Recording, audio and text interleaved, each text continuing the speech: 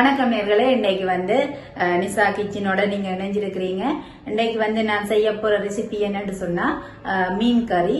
நல்ல ஒரு ஜாழ்ப்பாண சுவையோட ஒரு மீன் குழம்பை தான் நான் இன்னைக்கு செய்து காட்ட போறேன். வாங்க வீடியோக்கு போகலாம்.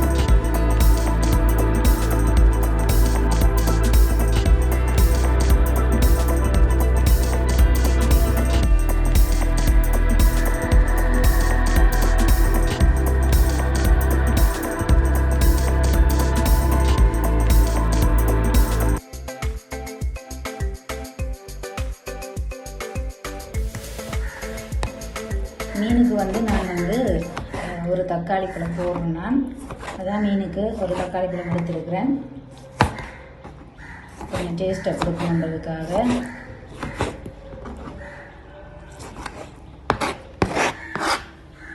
இப்போ தேவையான பொருட்கள் என்னென்னு பார்ப்பேன். மீன் எடுத்து வச்சிருக்கிறேன். விள மீன் வெட்டினபடி தான் நான் வேண்டி கொண்டு வந்தேன்னா. அப்போ மீனை வெட்டி வச்சிருக்கிறேன். கழுவி எல்லாம் நீட்டாக இருக்கு. அடுத்தது மிளகாத்தூள் எடுத்திருக்கிறேன். நான் அரைச்ச தூள் தான் இது. வீட்டிலேயே செய்து அரைச்ச தூள் இது. நான் வேண்டி எடுத்து வச்சிருக்கிறேன். இது கடைத்தூள் இல்லை, நான் வீட்டிலேயே செய்த தூள். அடுத்து பச்சை மிளகாய் வெட்டியிருக்கிறேன். உள்ளி வெள்ளைப்பூடு, வெங்காயம், மற்றது தக்காளி பழம். விரும்பினா போடலாம், விருப்பம் இல்லையா தேவையில்லை. நான் எடுத்து வச்சிருக்கிறேன். மற்றது கருவேப்பிலை முக்கியமாக போடணும். மற்ற தேங்காய் பூ, பாலுக்கு வதக்கிறதுக்கு பெருஞ்சீரகம், கொஞ்சமாக கடுகு, மற்ற உப்பு, மஞ்சள் தூள். முக்கியமாக புளி விடணும் கட்டாயம். மீனுக்கு புளி விட்டால் தான் அது டேஸ்ட்டை கொடுக்கும். புளி எடுத்து வச்சிருக்கிறேன். மற்றது எண்ணெய் எடுத்து வச்சிருக்கிறேன். வதக்குறதுக்கு எண்ணெய் வச்சிருக்கிறேன். இவ்வளவு தான் இப்ப மீன் கறிக்கு தேவையான இது. இதை நான் எப்படி செய்யறத நான் உங்களுக்கு செய்து காட்ட போறேன். வாங்க வீடியோக்குள்ள போகலாம். இப்ப மண்சட்டி தான் நான் எடுத்திருக்கிறேன். மண்சட்டி கொஞ்சம் டேஸ்டா இருக்கும். மீன் கறிக்கு மண்சட்டியில காய்ச்சினா டேஸ்டா இருக்கும். அதான் மண்சட்டி எடுத்து வச்சிருக்கிறேன். கொஞ்சம் சூடாகட்டும். மண் சட்டி கொஞ்சம் சூடேற கொஞ்சம் லேட் ஆகும். தண்ணி இருந்தா எண்ணெய் உடையக்க கொஞ்சம் பறக்க பார்க்கும். அதுக்காக கொஞ்சம் தண்ணி வத்து வரைக்கும் சட்டியை சூடேற. இப்ப எண்ணெய் கொஞ்சமா விட போறேன்.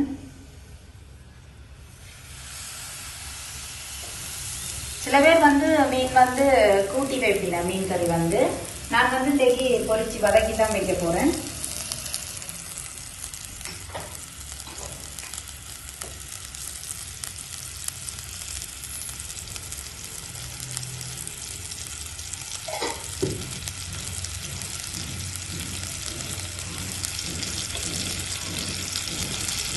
கடுகு போடுறேன். கடுகு, பெருஞ்சீரகம் போடு, வெந்தயம் போடு.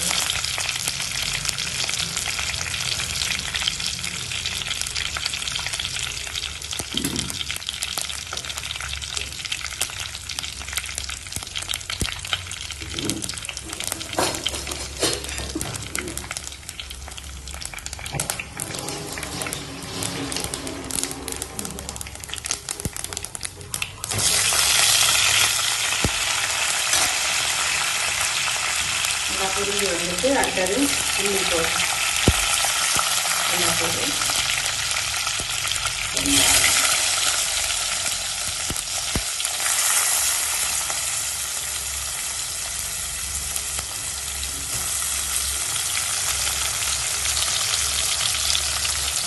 நல்லா வதங்கி வருவாங்க.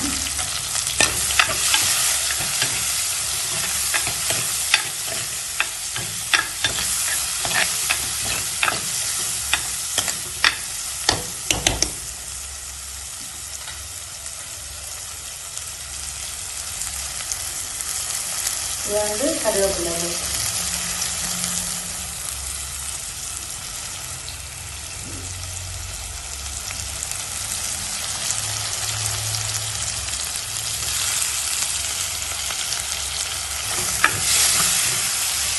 வாசம் வருது பாருங்க.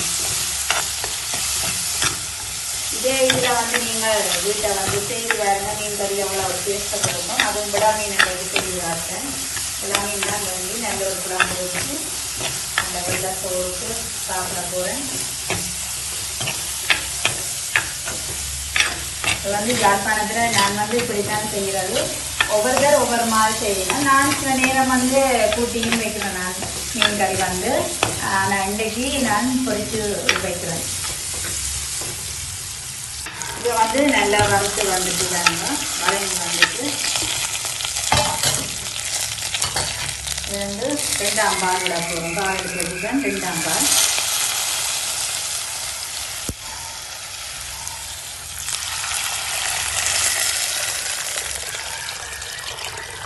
ரெண்டாம் பாலை விட்டுட்டுதான் அடுத்த 1ஆம் பால் கொஞ்சம் தர விடுவேன்.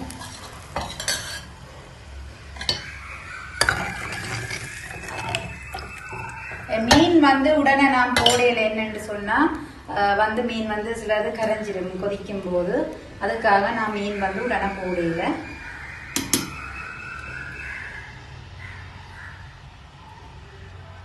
மிளகாத்தூள் போடுறேன்.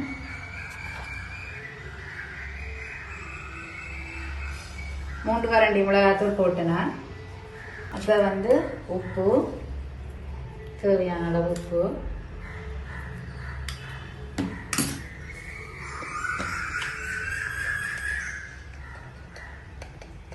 நிறைய மஞ்சள் போட்டுறாதீங்க, கொஞ்சமா போடுங்க. ஏன்னா மீன் குழம்புக்கு பிறகு மஞ்சளை காட்டும். அதுக்காக கொஞ்சம் துளியா போட்டா சரி மஞ்சள் அந்த வெடுக்கு மனம் போறதுக்கு.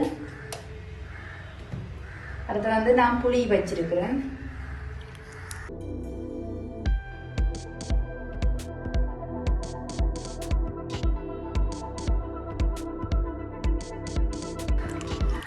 புளி விடுறேன். இதுவும் தேவையான அளவு தான் நீங்கள் விடணும். கூட விட்டா புளிக்கும் கறி. அதுக்கேற்ற மாதிரி விட்டீங்கன்னா சரி.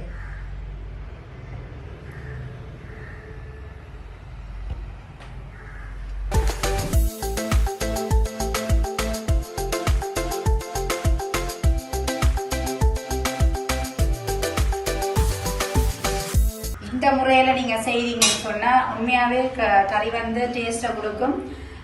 சாப்பாடு திருப்பி திருப்பி கேப்பினா இதே மாதிரி செய்து தர சொல்லி அப்படி ஒரு டேஸ்டை கொடுக்கும். அந்த முறையில தான் நான் செய்து காட்டியிருக்கிறேன்.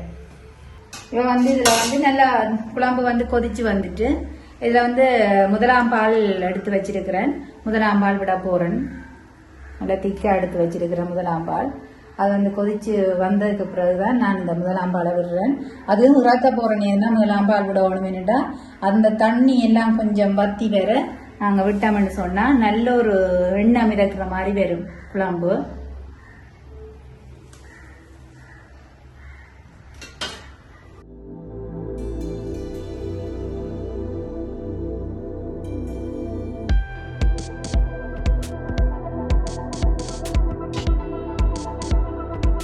ஓகே வந்து இப்போ குழம்பு வந்து நல்லா கொதிச்சு வந்திருக்கு. இப்போ வந்து நான் வந்து விட போறேன். முதல் பால் எடுத்து விட்டுருக்கிறேன், கட்டிப்பால். அதை வந்து நான் விட போறேன். நல்லா வத்தி வந்துட்டு இந்த நேரம் நான் பாலை விட்டுட்டு முதல் பாலை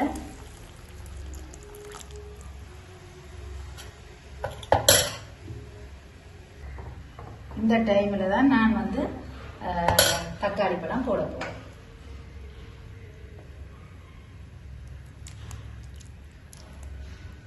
ஏன் வந்து நான் வதக்காம தக்காளி பழம் போடுறேன்னு சொன்னா இத வந்து இந்த தக்காளி பழத்துல உள்ள அந்த சுவை வந்து குழம்புல தெரியும். நாங்கள் எண்ணெயில முதலே போட்டு நாங்க வதக்கிட்டோம்னு சொன்னா அந்த சுவையெல்லாம் அந்த எண்ணெயோட போயிடும். அந்த சுவை வந்து தெரியாது. இதை நீங்க குழம்பு கொதிக்க விட்டு நீங்க தக்காளி பழம் கடைசியா மீன் போடுறதுக்கு ஒரு கொஞ்ச நேரத்துக்கு முதல் வந்து நீங்க தக்காளி பழம் போட்டீங்கன்னு சொன்னா அவ்வளவு ஒரு டேஸ்ட கொடுக்கும். நீங்க சமைச்சு பாருங்க. இந்த முறையில அப்படி ஒரு டேஸ்டா இருக்கு. அந்த தக்காளி பழத்துல இருக்கிற அந்த இனிப்பு புளிப்பு எல்லா சுவையும் சேர்ந்து அது அந்த சுவை வந்து மாறாது, அப்படியே இருக்கும். வந்து நாங்க குழம்புல நாங்க வதக்கிட்டோம்னு சொன்னா அந்த வதக்குற நேரம் எல்லாமே வந்து இந்த இதெல்லாம் போயிடும். அதுக்காக தான் நான் வந்து குழம்பு கொஞ்சம் கொதிக்க விட்டு கடைசியா நான் அந்த கட்டிப்பால் விடுற நேரம் வந்து தக்காளி பழம் போட்டுனேன். இப்ப வந்து இதுல கொஞ்சம் கொதிச்சு வந்துருக்கு. இப்ப இதுல வந்து நான் மீன் போட போறேன். பாருங்க, நல்ல ஒரு தீக்கு பதத்துக்கு வந்துருக்கு. இது வந்து நெருப்பு கொஞ்சம் குறைச்சி விடணும். மீன் போட போறேன். இப்ப பாருங்க, நான் வந்து குழம்பு நல்லா கொதிச்சு வந்திருக்கு. கட்டிப்பாலும் விட்டுட்டேன். மீன் போட போறேன். பாருங்க,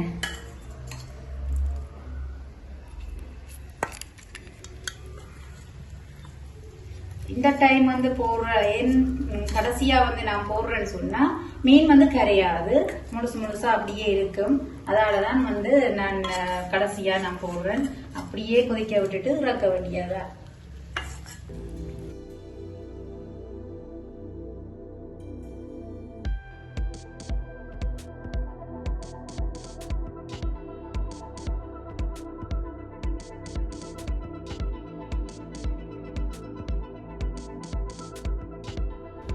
இதை இப்ப வந்து சாடி கிண்டக்கூடாது. ஆகலும் கிண்டினா வந்து அந்த கீட்டுக்கு மீன் எல்லாம் கரைஞ்சிடும். ஒருக்கா சும்மா அப்படியே போட்டு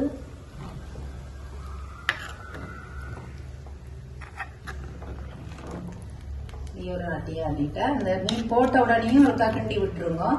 அப்பதான் அந்த மீன் கரையாது. பிறகு நீங்க கிண்டினீங்கன்னு சொன்னா மீன் எல்லாம் அவிஞ்சிடும். அதால நாங்க கிண்டும் போது மீன் எல்லாம் கரைஞ்சி போயிடும், மீன் இருக்காது.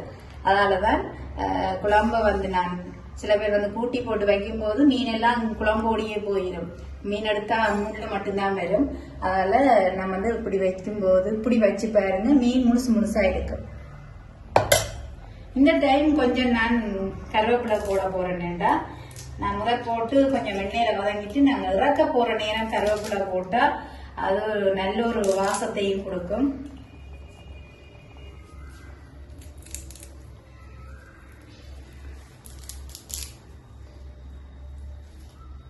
எண்ணெய்க்கு வதக்கும் போது நான் போட்டேன்னா திருப்பி நான் கொஞ்சமா எடுத்து போடுறேன். ஏன்னா வாசத்தை கொடுக்கும். நாங்க போட்டு இப்ப உடனே போட்டோம்னு சொன்ன இறக்குற நேரம் போட்டா நல்ல ஒரு வாசத்தை கொடுக்கும். இப்ப வந்து நல்லா கொதிச்சு வந்திருக்கு பாருங்க. எண்ணெய் மிதக்குது நல்லா தானே. நெருப்பை வந்து குறைச்சிருவோம். நீ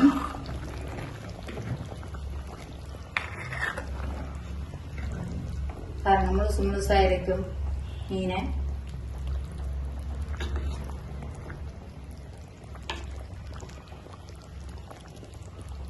இப்போ டேஸ்ட் இருக்கா பார்ப்போம். உப்பு, புளி, தக்காளி பழம் எல்லாம் போட்டது எப்படி ஒரு டேஸ்ட் இருக்கா இருந்து பார்ப்போம்.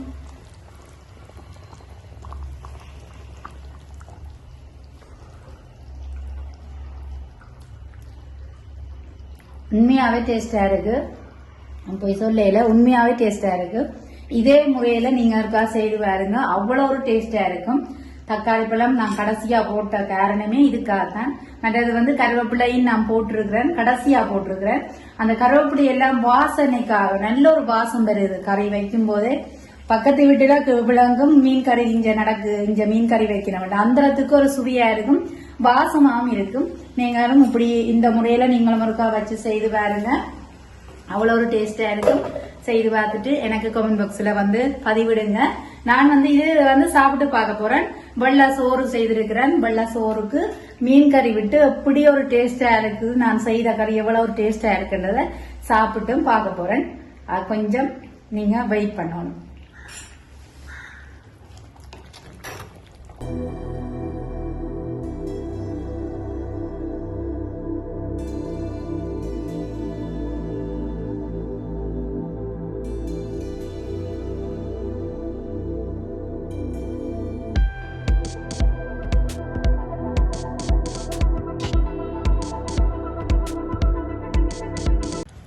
குழம்பு வந்து நல்லா கொதிச்சு வந்துட்டு எண்ணெயும் மிதந்துட்டு இவ வந்து ஸ்டவ் வந்து நான் ஆஃப் பண்ண போறேன்.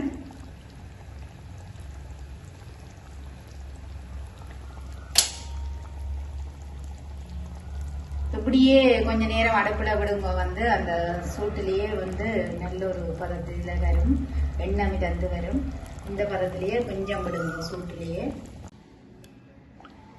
சமையல் முடிஞ்சது. இப்போ வந்து நான் சாப்பிட போறேன். பாருங்க முழுசு முழுசா இருக்கு மீன் எல்லாம்.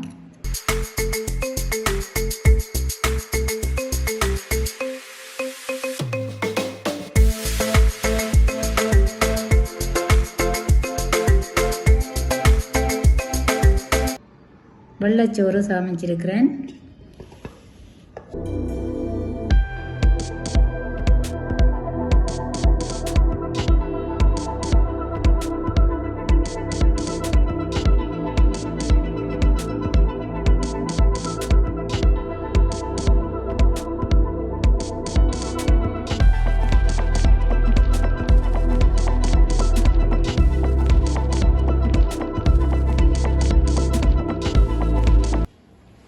இப்போ வந்து நான் நல்ல வெள்ளை சாதம் எடுத்து மீன் கறியோட சாப்பிட்டு பார்க்க போறேன் எப்படி செமையா இருக்காண்டு.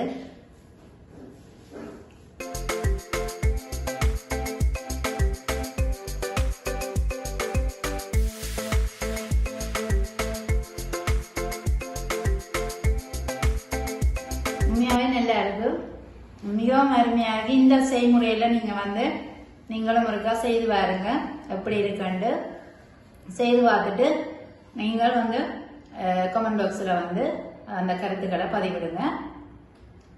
வேறு என்ன அடுத்த ரெசிபியோட நான் உங்களை சந்திக்கிறேன். அதுவரையிலும் உங்களுக்கு விடைபெறுகிறேன். பாய் பாய்.